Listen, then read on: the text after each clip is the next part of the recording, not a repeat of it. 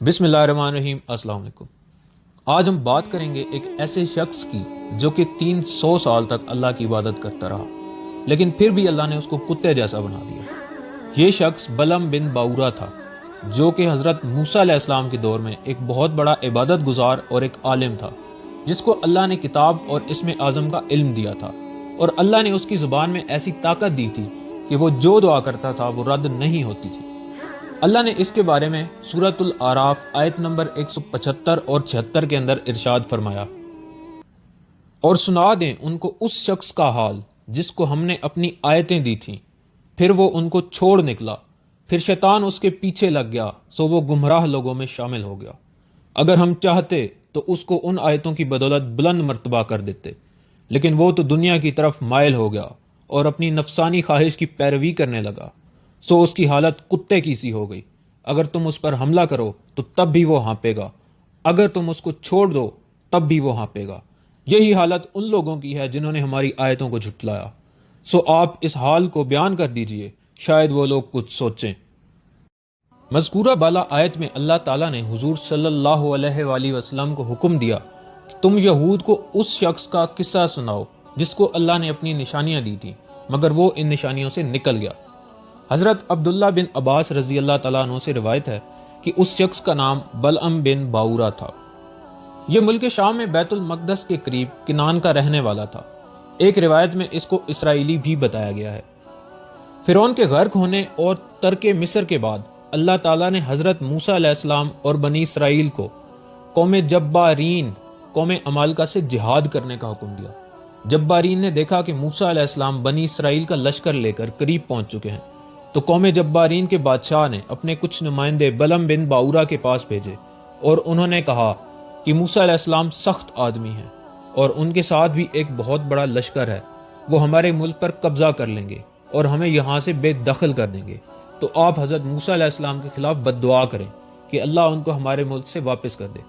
بلعم نے یہ سنتے ہی سختی سے منع کر دیا کہ حضرت موسیٰ علیہ السلام اللہ کے نبی ہیں اور ان کے ساتھ فرشتوں کا لشکر بھی ہے، اس لیے میں ان کے خلاف بد دعا نہیں کر سکتا۔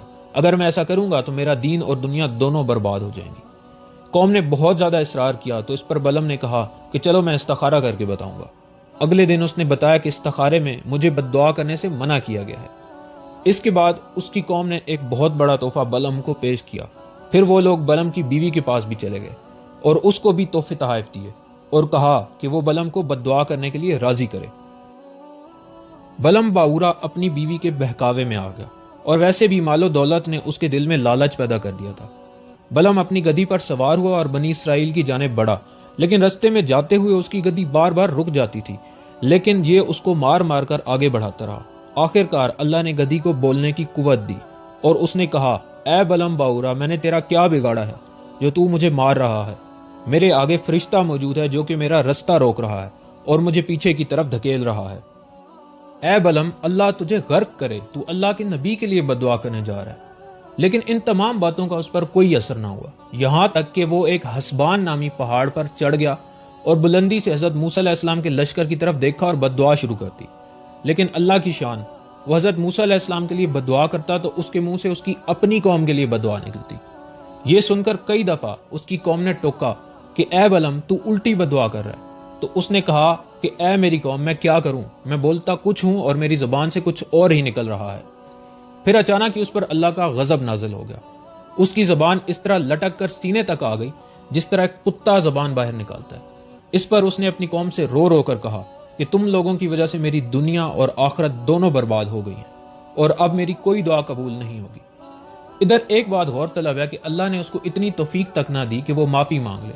اگر وہ اللہ سے معافی مانگتا تو شاید اللہ اس کو اپنی رحمت کے صدقے معاف کر دیتا، لیکن وہ اب مکمل طور پر شیطان کے بہکاوے میں آ چکا تھا، اگرچہ پہلا قدم برائی کی طرف اس نے خود نکالا تھا۔ بلعم بن باورہ نے اپنی قوم سے کہا کہ کیا ہوا، اگر میری بد دعا نہیں لگی تو میں تم لوگوں کو ایک اور طریقہ بتاتا ہوں جس سے حضرت موسیٰ علیہ السلام کے لشکر کو شکست ہو جائے گی۔ اس نے کہا کہ تم بہت ساری خوبصورت لڑکیوں کو اچھی طرح بناؤ سنگار کروا کے بنی اسرائیل کے لشکر میں بھیج دو۔ اس طرح اگر ان میں سے کوئی ایک بندہ بھی ان کے ساتھ بدکاری کر لے گا تو پورے لشکر کو شکست ہو جائے گی۔ چنانچہ انہوں نے اس کی بات پر عمل کیا اور بہت سی دوشیزاؤں کو بنی اسرائیل کے لشکر میں بھیج دیا۔ بنی اسرائیل کا ایک شخص جس کا نام شمون بن یعقوب بتایا جاتا ہے، دراصل یہ حضرت موسیٰ علیہ السلام کے لشکر کا سپہ سالار تھا۔ اسے ایک لڑکی پسند آ گئی اور وہ اس کو لے کر حضرت موسیٰ علیہ السلام کے پاس گیا اور کہا، میرا خیال ہے کہ آپ اس کو حرام سمجھیں گے۔ حضرت موسیٰ علیہ السلام نے فرمایا، خبردار، یہ مجھ پر بھی حرام ہے اور تم پر بھی حرام ہے۔ اس شخص نے یہ بات سنتے ہی قسم کھا لی کہ وہ حضرت موسیٰ علیہ السلام کی اطاعت بالکل بھی نہیں کرے گا، اور اس نے لڑکی کے ساتھ بدکاری بھی کر لی، جس کے نتیجے میں فرشتوں کی فوج کو اللہ نے واپس بلا لیا اور بنی اسرائیل میں طاعون بھیج دیا، جس کے نتیجے میں 70,000 افراد ہلاک ہو گئے اور بنی اسرائیل کو شکست ہو گئی۔ قصص الانبیاء میں درج ہے کہ اس واقعے کے بعد بلم بن باورا کو اللہ تعالیٰ نے اس کی 300 سالہ عبادت کے بدلے میں 3 حاجات پورے کرنے کی اجازت دی، لیکن بلم پھر اپنی بیوی کے بہکاوے میں آ گیا۔ اس کی بیوی نے فرمائش کی کہ وہ اللہ سے دعا کرے کہ اسے دنیا کی خوبصورت ترین عورت بنا دے۔ بلم نے اپنی بیوی کی یہ خواہش بھی پوری کر دی۔ دعا پوری ہو جانے کے بعد بلم کی بیوی نے اس کو بالکل خاطر میں لانا چھوڑ دیا، جس کی وجہ سے بلم نے اس کے لیے بد دعا کی کہ وہ کتیا بن جائے، اور اس طرح اس کی دوسری دعا بھی ضائع ہو گئی۔ پھر لوگ بلم بن باورا اور اس کے خاندان کو کتیا کا خاندان کہنا شروع ہو گئے اور ان کی تضحیق کرتے، جس پر بلم کے بچوں نے اپنے باپ سے درخواست کی کہ ان کی ماں کو اصل حالت میں لانے کے لیے دعا کرے، اور اس نے ایسا ہی کیا۔ اس طرح یہ تینوں دعائیں ضائع ہو گئی۔ روایات میں ہے کہ بعض انبیاء کرام نے اللہ تعالیٰ سے دریافت کیا کہ اے اللہ، تو نے بلم بن باورا کو اتنی نعمتیں عطا فرمانے کے بعد پھر اسے کیوں ذلیل کیا؟ تو اللہ تعالیٰ نے فرمایا، اس نے میری نعمتوں کا کبھی شکر ادا نہیں کیا۔ اگر وہ شکر گزار ہوتا تو میں اس کی کرامتوں کو سلب کر کے اس کو دونوں جہانوں میں ذلیل و خوار نہ کرتا۔ اس واقعے سے ہمیں 2 سبق ملتے ہیں۔ پہلا سبق تو ان عالموں اور لیڈروں کے لیے ہے جو کہ مالداروں سے پیسہ لے کر خلاف شریعت باتیں کرتے ہیں۔ علماء اور مشائخ کو مال و دولت کی ہرس و لالچ سے پرہیز کرنا چاہیے اور ہرگز دین کے اندر کوئی نئی اور تفرقے والی بات نہیں ڈالنی چاہیے۔ اور دوسرا سبق عام مسلمانوں کے لیے ہے کہ حضرت موسیٰ علیہ السلام کے لشکر میں فرشتے بھی موجود تھے اور مومنین بھی موجود تھے، لیکن پھر بھی ایک گناہ کے سبب شکست ان کا مقدر بنی۔